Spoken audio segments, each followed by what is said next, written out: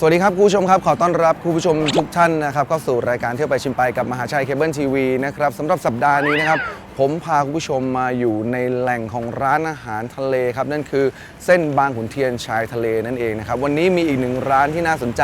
มาแนะนำคุณผู้ชมครับร้านนี้นะครับนอกจากคุณผู้ชมจะสามารถมาทานเมนูอาหารทะเลอร่อยๆได้แล้วนะครับยังมีอีกหนึ่งอย่างนะครับที่ดึงดูดลูกค้าครับนั่นคือบุฟเฟ่ซีฟู้ดครับลูกค้าสามารถที่จะมาเลือกวัตถุดิบอาหารทะเลนะครับแล้วก็ไปปิ้งย่างกันได้แบบอร่อยเต็มที่เลยนะครับกับร้านที่มีชื่อว่าชิมทะเลบุฟเฟ่ซีฟู้ดครับวันนี้จะเด็ดขนาดไหนเดี๋ยวตามผมไปชมเลยครับ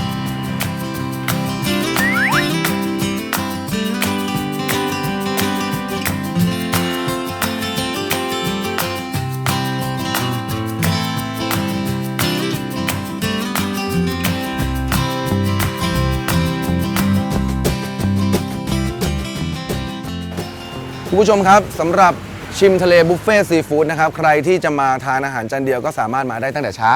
นะครับส่วนบุฟเฟ่นะครับบุฟเฟ่ซีฟู้ดเนี่ยจะเริ่มให้บริการประมาณ4 โมงเย็นเราก็จะมาเลือกวัตถุดิบด้านหน้าร้านนะครับคุณผู้ชมก็จะมีนี่ครับอย่างที่เห็นนี่ครับยังเป็นๆอยู่เลยนะครับนี่คือปูม้านะครับปูม้าแล้วก็กุ้งหัวแก้วนะครับรวมถึงกุ้งทะเลหอยหวานหมึกหอยแครงหอยเชลล์ใช่ไหมฮะหอยแมงผู้หอยตลับมีอย่างอื่นอีกไหมสารพัดหอยมีหลายหอยแล้วก็เลือกตักขึ้นไปนะครับแล้วก็ไปปิ้งย่างในร้านได้เลยในราคาเพียง399 บาทเท่านั้นนะฮะไปเดี๋ยวเราไปที่โต๊ะอาหารกันเลยตรงนี้นะครับก็จะเป็นในส่วนของปูม้าแล้วก็นี่ครับกุ้งหัวแก้วนะครับสามารถมาเลือกตักได้อย่างนี้เลยนี่คุณผู้ชมผมตักให้ดูด้านหน้านะครับก็จะเป็นสารพัดหอยแล้วก็เป็นในส่วนของกุ้งแชบ๊วยหอยแมงภู่หอยแครงหมึกนะ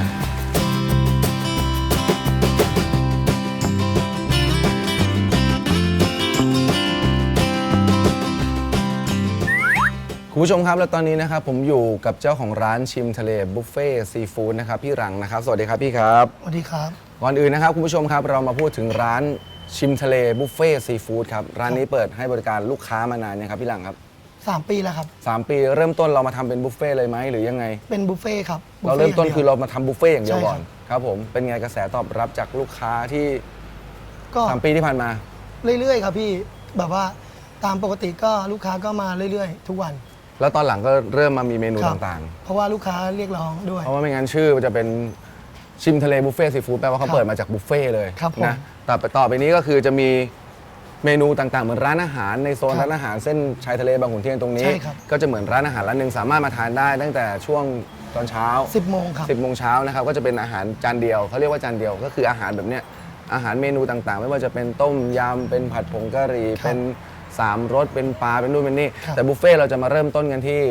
4 โมงเย็น4 โมงเย็นจะเริ่มต้นเป็นบุฟเฟ่ทะเลซีฟู้ดมาพูดถึง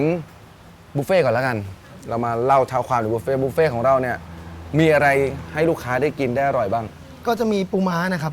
ปูม้าเป็นเลยครับเป็นนะครับเราจะเอาปูม้าเป็นมาให้ลูกค้าทานใช่ครับผมก็จะมีเป็นกุ้งด้วยกุ้งเป็นครับผมนี่ยังขยับตัวยังตกไปที่พื้นหลายตัวแล้วนะครับเพราะว่ามันยังเป็นปลาหมึกนะครับครับผมหมึกแล้วก็จะมีหมึกกระดองหมึกกล้วยครับแล้วก็หอยแครงครับหอยแครง แล้วก็แมงกะพรุนหอยแมงผู้หอยหวานนะครับแล้วก็จะเป็นกุ้งแชบ๊วยด้วยนะแล้วก็จะเป็นหอยนางรมครับทั้งหมดนี้นะครับผู้ชมสามารถมาทานได้นะครับอิ่มไม่อั้นนะครับในราคา399 บาทรวมเครื่องดื่มครับผมก็เรียกว่ามาคนละ400ก็กินอิ่มกลับบ้านครับผมนะที่ชิมทะเลบุฟเฟ่ซีฟู้ดเดี๋ยวมาดูเมนูบนโต๊ะอาหารดีไหมครับหลังจากทำบุฟเฟ่มาแล้วลูกค้าเรียกร้องมาเป็นเมนูต่างๆแบบนี้มีอะไรมาโชว์บ้างครับพี่หลังครับก็จะมีเป็นต้มยำทะเลน้ำข้นนะครับโอ้โหแล้วจะเป็นปูม้าผัดผงกะหรี่ครับครับผมก็จะเป็นปลากระพง3 รสแล้วก็จะเป็นผัดชาทะเลครับผัดชาทะเลแล้วอันนั้นก็จะเป็นกุ้งอบวุ้นเส้นครับผมแล้วก็กะหล่ำปีผัดน้ำปลาครับผมแล้วก็ข้าวผัดปูกินกับข้าวผัดนะครับเดี๋ยวยังไงผมขออนุญาตพี่หลังนะครับชิมเมนูบนโต๊ะนี้ระหว่างนี้ก็เดี๋ยวให้พี่หลังเขาจัดการทางปิ้งย่างแล้วกันได้ครับเตาก็จะที่โต๊ะเขานะเขาก็จะมีเตาไว้ให้ลูกค้านั่งย่างกันตอนเย็นๆจะมีเตาถ่านให้นะครับก็สามารถย่างได้เลยโอ้โหเราแบ่งหน้าที่กันทำงานฮะ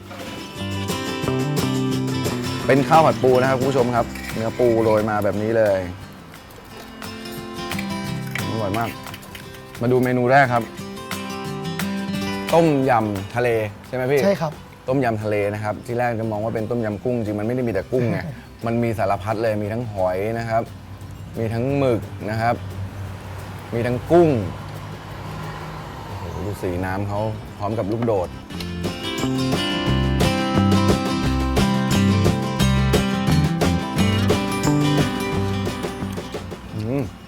รสชาติเข้มข้นมากเลยพี่หลัง ครับผมทางร้านจะเน้นรสจัด เผ็ด ครับรสจัดทุกอย่างเลย จัดมาก ต้มยำต้องบอกว่าเป็นต้มยำที่รสชาติจัดจ้านแล้วก็เข้มข้นมากเลยครับคุณผู้ชมครับนี่คือเมนูแรกที่ผมชิมในวันนี้ ก็คือต้มยำน้ำข้นทะเล ครับผม มาก็มาลองสั่งดูครับ น้ำนี่ข้นจริง ๆ แล้วก็เผ็ด และแถมยังใส่ลูกโดดมาให้สำหรับคนที่ ชื่นชอบรสชาติเผ็ดๆอย่างผมด้วย เดี๋ยวมาดูเมนูต่อไปครับนี่ปลากระพง3 รสนะครับคุณผู้ชมครับนี่ก็เข้มข้นรสชาติมันจะแบบเปรี้ยวหวานเผ็ดเลย ครับผม คือมันไม่ได้รสชาติมันจะแบบจัดจ้านมากๆอะคือ ครับ รสจัดอะเปรี้ยวหวานเผ็ดเลยนะฮะนี่คือปลากระพง3 รส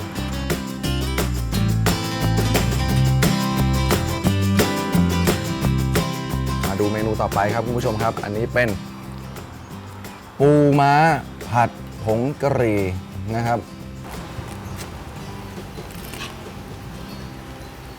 กินไม่ถูกเลย มันเยอะมากเลย ครับ แล้วก็ต้องบอกว่ารสชาติที่ใช้ได้นะครับ จริง ๆ แล้วมันมาจากวัตถุดิบที่ดีก่อน ครับผม เริ่มมาจากวัตถุดิบที่ดี แล้วก็มาปรุงในรสชาติสำหรับคนที่ชื่นชอบรสชาติแบบเข้มข้นหรือว่าจัดจ้าน ต้องที่นี่เลยนะครับ ชิมทะเลบุฟเฟ่ซีฟู้ดเนี่ยนะครับ ต้องบอกว่าทานมา3 เมนู รสชาติจัดจ้านมากๆ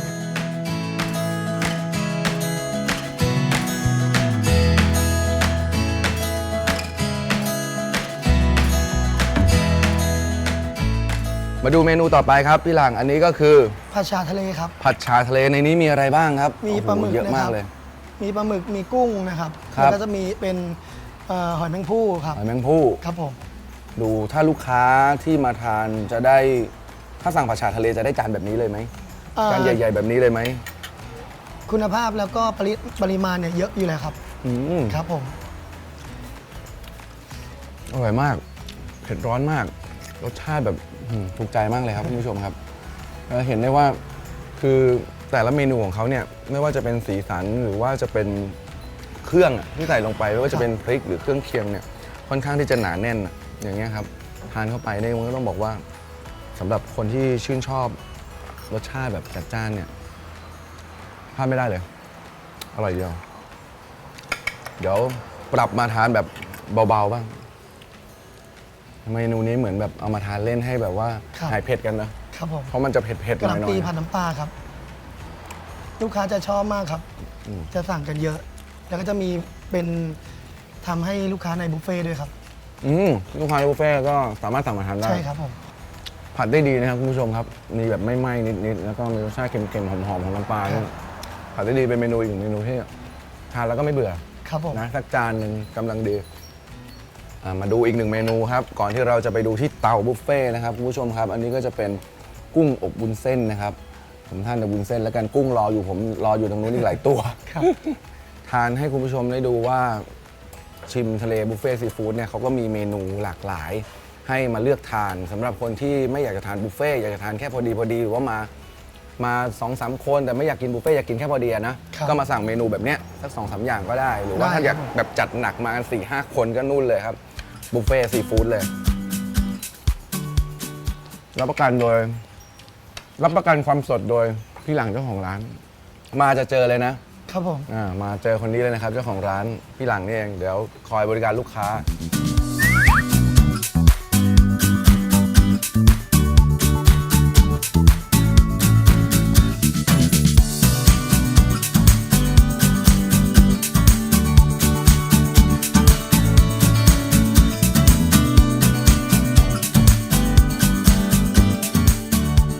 ระหว่างที่รอพี่หลังย่างบุฟเฟ่ซีฟู้ดนะครับคุณผู้ชมครับ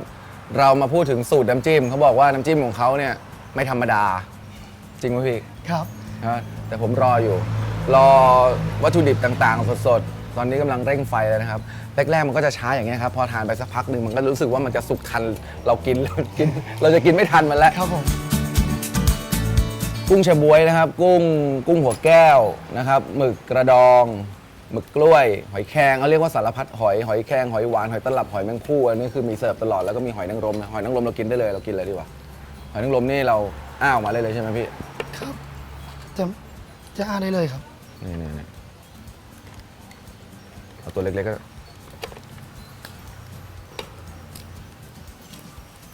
หอยนางรมนี่อยู่ในบุฟเฟ่ต์ไหมครับ อยู่ครับ อยู่ในบุฟเฟ่ต์ด้วยนะครับคุณผู้ชมครับ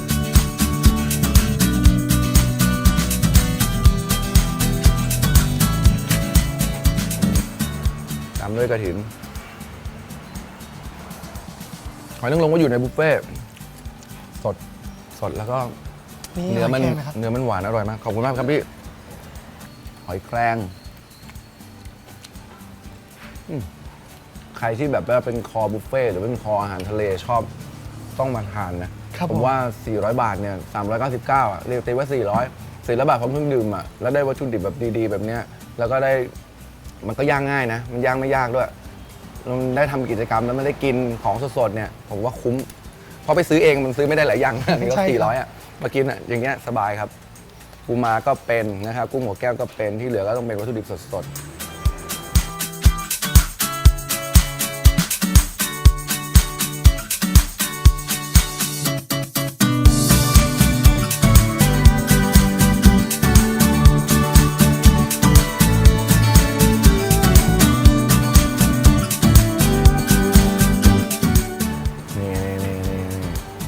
นี่ครับหัวแก้วสดๆเป็นๆนะครับ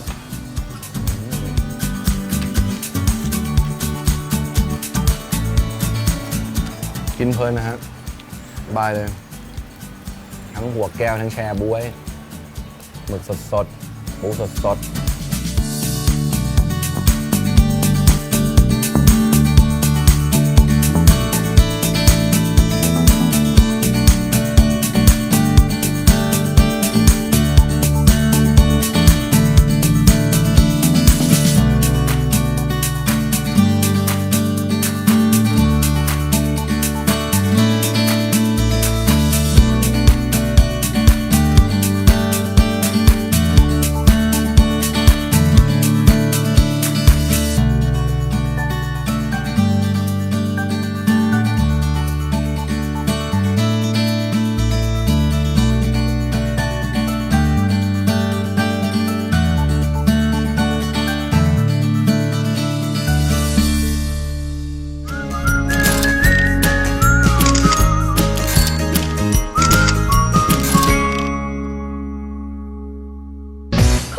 ระดับประทับใจในบริการกับกล้องวงจรปิด MCCCTV คุ้มกับเซ็ตกล้อง 4 ตัว พร้อมเครื่องบันทึกภาพ และฮาร์ดดิสก์1 เทราไบต์ในราคาพร้อมติดตั้งเพียง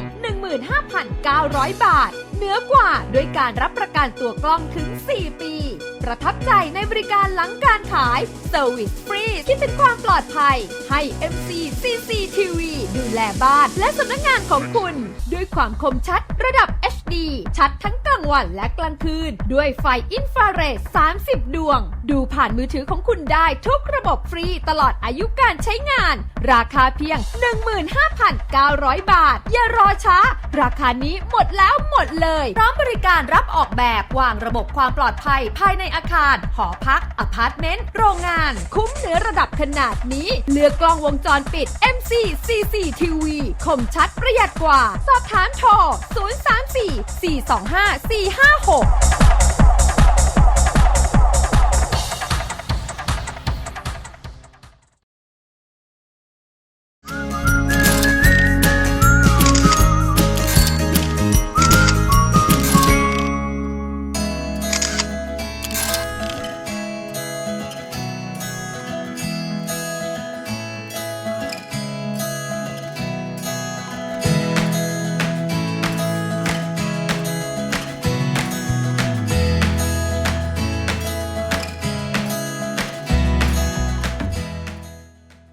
ช่วงท้ายของรายการแล้วครับพี่หลังครับถ้าคุณผู้ชมที่ชมรายการอยู่อยากมาจัดหนักจัดเต็มซีฟู้ดที่ชิมทะเลบุฟเฟ่ซีฟู้ด อยากทราบสถานที่ตั้งของร้าน แล้วก็วันเวลาที่จะเข้ามาทานอาหารได้ครับผม ร้านนะครับอยู่ใกล้ๆกับสอนอเทียนทะเลนะครับ ครับผม วิ่งตรงเข้ามาได้เลยครับ ร้าน ครับ อยู่ขวามือครับ ติด ครั กับบ ถนนเส้นใหญ่เลยครับ ครับผมถ้ามาจากพระราม2นะครับเข้ามาจากพระราม2ร้านของพี่เขาจะอยู่ใกล้ๆสอนอเทียนทะเลแล้ว ครั ก็ บ อยู่ขวามือ ครับผม แต่ถ้าเราวิ่งมาจากเส้นสหกรณ์บ้านเรานะครับเลี้ยวซ้ายมาร้านของพี่ก็จะอยู่ซ้ายมือ ครับผม นะครับมองป้ายนะครับร้านอยู่ริมถนนด้านซ้ายชิมทะเลบุฟเฟ่ซีฟู้ด ใช่ครับ นะครับมาได้ตั้งแต่กี่โมง ตั้งแต่ 10 โมงครับ ครับผม ถึง 10 โมง 4 ทุ่ม เช้า เลยครับ ถึง 4 ทุ่ม ครับผม ช่วงเช้านะครับคุณผู้ชมครับระหว่าง 10 โมงเช้าจนถึงช่วงก่อนประมาณ 4 โมงเย็นก็จะเป็นเมนูอาหารบนโต๊ะด้านนี้ อย่างที่คุณผู้ชมเห็นไม่ว่าจะเป็นต้มยำผัดผงกะหรี่ข้าวผัด ครับ แล้วก็พวกปลาทอดผัดฉ่าแบบนี้นะครับ ส่วนด้านนี้ก็จะเริ่มกันที่ 4 โมงเย็นครับ เริ่มกันที่ 4 โมงเย็นนะครับสามารถมาทานได้ในราคา 399 บาท ใช่ครับ เท่านั้นเองนะครับ มากินแบบอิ่มไม่อั้นของวัตถุดิบสดๆ แบบนี้ที่ชิมทะเลบุฟเฟ่ซีฟู้ดเชิญชวนคุณผู้ชมที่ชมรายการครับ มาอุดหนุนที่ร้านชิมทะเลนะครับ ครับ ก็ร้านเปิดนะครับ ตั้งแต่ 10 โมงนะครับ ถึง 4 ทุ่มครับ ครับ เปิดตั้งแต่วันอังคารถึงวันอาทิตย์นะครับ วันจันทร์เป็นวันหยุดของทั้งร้านครับ หยุดวันจันทร์นะครับ มายังไงก็อย่ามาให้ตรงวันจันทร์แล้วกันมาชิมได้ ครับผม ก็เชิญชวนแล้ว ครับ นะเชิญชวนนะครับมาทานน้ำจิ้มแซ่บ ครับ ๆกับข้าวรสชาติแบบเข้มข้นมาไม่ถูกยังไงมีเบอร์โทรศัพท์ไหมครับพี่ ค ลั รั ง บผม 099 ครับ ครับผม 393 0067 ครับ ยังไงก็โทรมาได้นะครับ ครับ ที่ร้านชิมทะเลบุฟเฟ่ซีฟู้ด ครับผม วันนี้นะครับทางรายการของเรานะครับต้องขอขอบคุณสถานที่ครับร้านชิมทะเลบุฟเฟ่ซีฟู้ดขอบคุณพี่หลังที่มาร่วมรายการครับขอบคุณครับ ครับ วันนี้ก็หมดเวลาของรายการเที่ยวไปชิมไปกับมหาชัยเคเบิลทีวีแล้วนะครับผมและพี่หลังรวมถึงทีมงานทุกคนนะครับลาคุณผู้ชมไปก่อนนะครับสวัสดีครับ สวัสดีครับ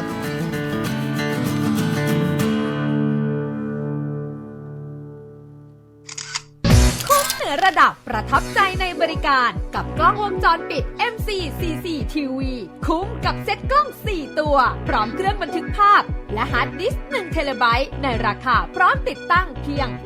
15,900 บาท เหนือกว่าด้วยการรับประกันตัวกล้องถึง 4 ปี ประทับใจในบริการหลังการขายเซอร์วิสฟรีที่เป็นความปลอดภัยให้ MC-CC TV ดูแลบ้านและสำนักงานของคุณด้วยความคมชัดระดับ HD ชัดทั้งกลางวันและกลางคืน ด้วยไฟอินฟราเรด 30 ดวง ดูผ่านมือถือของคุณได้ทุกระบบฟรีตลอดอายุการใช้งาน ราคาเพียง 15,900 บาท อย่ารอช้า ราคานี้หมดแล้วหมดเลยพร้อมบริการรับออกแบบวางระบบความปลอดภัยภายในอาคาร หอพักอพาร์ตเมนต์โรงงาน คุ้มเหนือระดับขนาดนี้เลือกกล้องวงจรปิด MC-CC-TV คมชัดประหยัดกว่า สอบถามโทร 034-425-456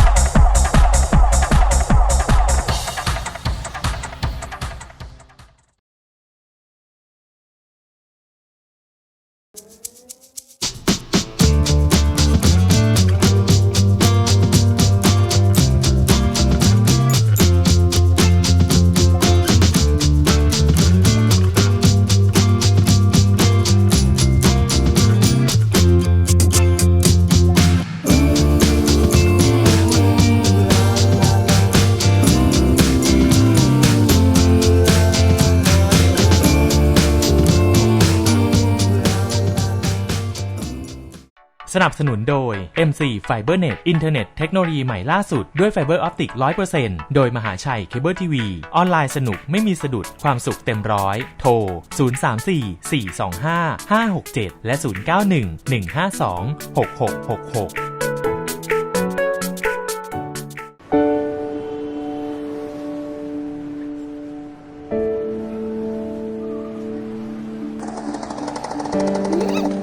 ขับขึ้นมาได้ยังไงก็ไม่รู้ ป้า เอาใหญ่โฟน้ำใส่เลือดเยอะๆเลยนะ2 ชามครับ ใหญ่โฟ2ขอก่อนเลยนะ รถฉันไม่มีที่จอด ฉันรีบ เฮ้ย แซ่กันอย่างนี้เลยเหรอวะ ทำงี้ได้ไงวะ รอคิวก่อนนะ คนอื่นเขาก็รอกันอยู่เนี่ย ขอก่อนเถอะหัวฉันรออยู่ในรถอ่ะ เปิดไฟป๊อกแป๊กไว้ เดี๋ยวตำรวจมาแล้วก็แย่เลยนะ ตรงนู้นก็จอดไม่ได้ ร้านนั้นเขาเอาเก้าอี้มาขวางไม่รู้ถนนของมันคนเดียวหรือไงก็ไม่รู้ น่าเบื่อพวกเนี้ยแต่ความจริงอ่ะถ้าตำรวจมาฉันก็ไม่กลัวหรอกหัวฉันรออยู่ในรถ ไม่ได้จอด แค่นั่งรอ มันผิดตรงไหนล่ะนะ แต่ยังไงอ่ะรีบทำให้ฉันก่อนแล้วกันเนาะฉันจะได้รีบไปเนาะ ป้าใหญ่โฟน้ำเลื่อนไม่ต้องนะเดี๋ยวผมหาแถวนี้แหละ เจ๊ครับ เจ๊ทำผิดทุกข้อเลยนะ จอดในที่ห้ามจอดแล้วเจ๊ก็จอดรถซ้อนคันแล้วยังมาแซงคิวคนในร้านอีก มันถูกต้องเหรอครับเจ๊ป้าก็เหมือนกัน เจ๊เข้ามาทีหลังอ่ะป้าให้เขาก่อนนี่ป้ากำลังละเมิดสิทธิพวกผมอยู่นะครับ ใจเย็นๆจริงๆอ่ะเราก็ผิดตั้งแต่มานั่งกินร้านที่ขายบนฟุตบาทแล้วนะ เราก็กำลังละเมิดสิทธิคนอื่นอยู่เหมือนกันนะ เราก็กำลังละเมิดสิทธิคนอื่นอยู่เหมือนกันนะ ประโยชน์ส่วนตนกับประโยชน์ส่วนรวม คุณว่าใครชนะ แล้วคุณอยากให้เรื่องนี้จบลงยังไง เรื่องทั้งหมดมันขึ้นอยู่กับตัวเรา เปลี่ยนวิธีคิด เปลี่ยนพฤติกรรมสำนึกสาธารณะเริ่มที่ตัวเรา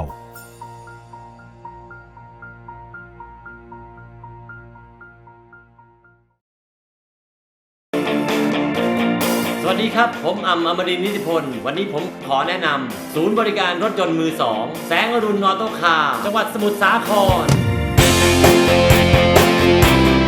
ศูนย์บริการซ่อมบำรุงครบวงจรด้วยระบบคอมพิวเตอร์มาตรฐานศูนย์มีวารันตีหลังการขายสำหรับลูกค้าทุกท่าน1 ปีเพียงคุณมีเงิน 5,000 บาทคุณก็สามารถออกรถที่แสงอรุณออโต้คาร์ได้เลย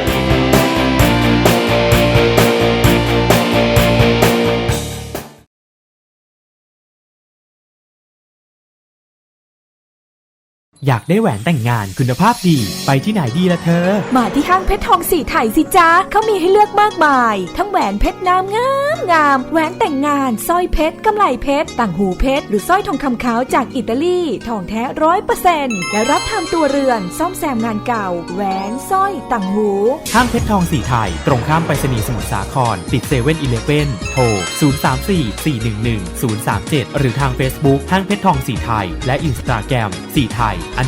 _jewelry ห้างเพชรทองสีไทยการันตีเรื่องราคายุติธรรมมองหาเพชรแท้หรือทองดีมีคุณภาพนึกถึงห้างเพชรทองสีไทยนะคะ แต่ตื่นตาที่ทำให้ชีวิตตื่นเต้นตื่นตามหานาวาตื่นตาอีททะเลตื่นตามหาไลฟ์สไตล์ตื่นตา The Best Highway Destination ตื่นตาอาหารหลากหลายตื่นตาสุดยอดความบันเทิงตื่นตากับสถาบันการเงินชั้นนำและศูนย์บริการภาครัฐครบวงจรตื่นตาตลาดสามสมุทรศูนย์รวมของฝากที่ดีที่สุดตื่นตามหาชัยจุดหมายใหม่ให้ชีวิตตื่นเต้นตื่นเต้นทุกนาทีคลิก Facebook Central Plaza มหาชัย